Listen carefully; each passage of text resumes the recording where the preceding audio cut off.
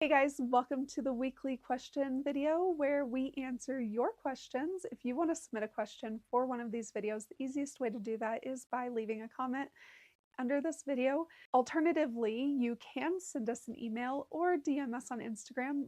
Details on how to do that is in the description box, as well as a link to our Patreon if you want to support what we're doing.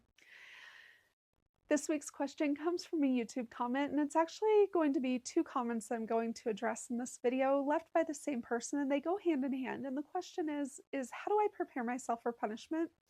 And how do you endure the more painful parts of punishment? So those kind of go hand in hand. Processes are very similar. We did do a longer podcast on this topic, and I will link that down below, but it's all about the mental preparation.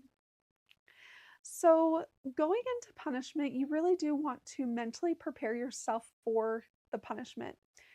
The best way to do that is to take some time to work through what led to this punishment.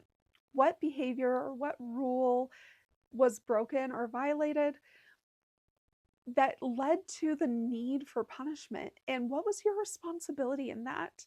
Part of being able to submit to a punishment is knowing that it is necessary, it is deserved, it is earned. And so under being able to pinpoint, what did I do, what was my responsibility, what should I have done instead, those are all going to aid your ability to submit and be receptive to the punishment.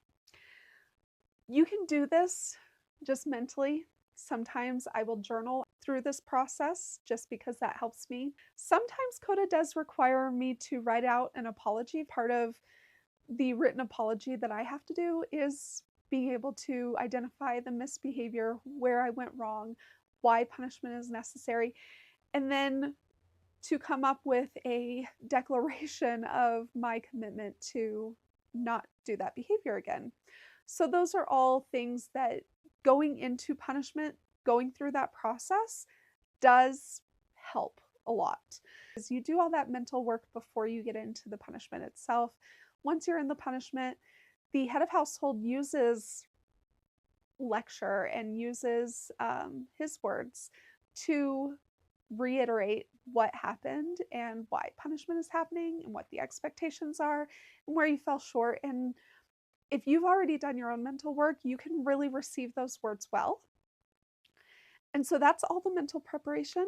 The physical preparation for punishments can include things like make sure that you're hydrated, make sure that you are taking care of your skin, especially the skin on your bottom that's going to be the target of the punishment.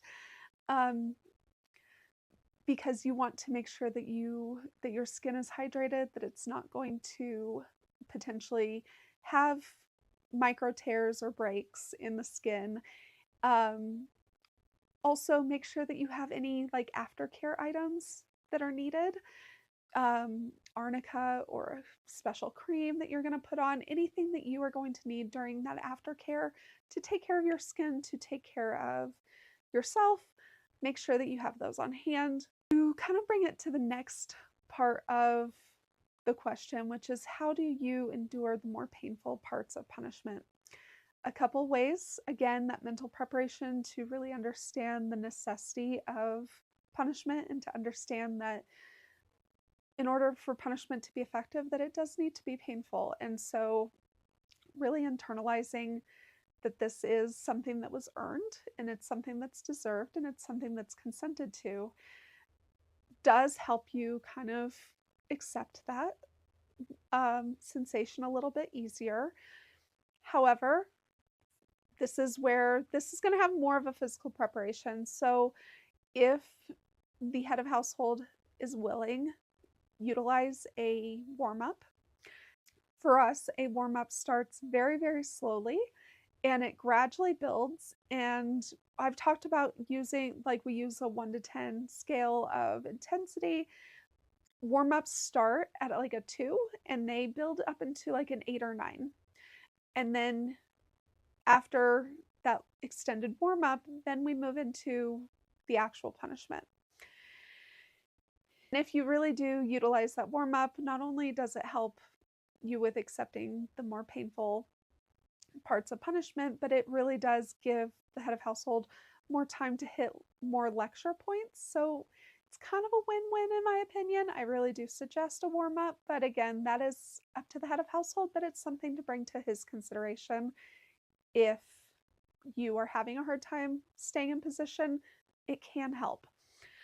Um, we don't use restraints at all. It is an option.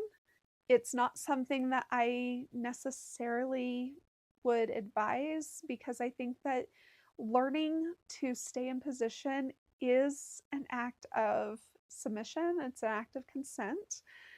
And so, really taking away your necessity to train yourself to stay in position isn't necessarily something that I would advise, especially not long term. It might help in the interim, but I would stay away from that and really work on training yourself to stay in position and accept those harder swats, realizing that some movement is going to be necessary and unavoidable, but you really want to work on staying mostly in position. And again, because some movement is inevitable, Coda does pace out the swats of punishment to allow just a few seconds of adjustment so that if I do inadvertently move or wiggle or whatever, that I have a second to get myself back where I'm supposed to be. Obviously, if I take too long, then that's going to be something that would be addressed, but he gives me a second or two. So, since we don't use restraints, one thing that we do is when I'm in an over the knee position, Koda will position me in a way that he can put my legs in between his legs and kind of like use his body to support me staying in position. Um, that way, his leg is kind of like locking my legs into position, and then he's using his arm to hold on to my waist, and that kind of keeps me where I'm supposed to be, and that's really helpful. When I'm bending over, obviously, I don't have that, but I am, because that is the most intense part of our punishment system, is those bent over swats. He does give me a few seconds in between each of those to accept the pain and reposition. So, and he understands that those swats are probably going to cause a little bit more involuntary movement. And he doesn't get upset with that. Again, if I refuse to get back into position or if I was taking way too long to get back into position, that would be an issue. But as long as, I'm getting myself back into position within a few seconds, he's not going to make a big deal over that. Um, Also, what really, really helps is using a pillow to hold on to. Not only can you use that to muffle any type of sound you're making, but it also gives your arms something to anchor onto. And so that can help you from, you know, reaching behind, that can help you from, you know, using your arms to move yourself out of position, and really just centering yourself to, because thinking of my own punishment process, especially those more painful swats when bent over, Coda's not able to keep me in position in any way. I do have to just put myself in a position and kind of wait for that swat. And sometimes it can be kind of mentally difficult to know that a painful swat is coming, but I have to stay exactly where I am. And it's almost a meditative practice. It's centering myself. It's saying, okay, this is coming. And understanding that I'm going to make it through. Like, I'm going to make it on the other side of this, that Coda is keeping me safe, that he's doing what's best for me. And so understanding all of that, as well as anchoring myself with a pillow in my hands, being able to, I also make sure that my feet are always touching the ground. So that kind of anchors my feet to a point. I have my arms anchored into a pillow, and then being able just to center myself and say, okay, Coda's keeping me safe. He's doing this for my own good. This is something that I agreed to, and this is something that I know is necessary. All of those things combined really do help me um, endure those more painful aspects of punishment, helps me stay in position, but also prepares me to accept that punishment and to really get to the point where I feel rectified into my relationship again, that that I'm able to move past my mistake and move forward with forgiveness and with reconciliation. And so all of those things kind of work together.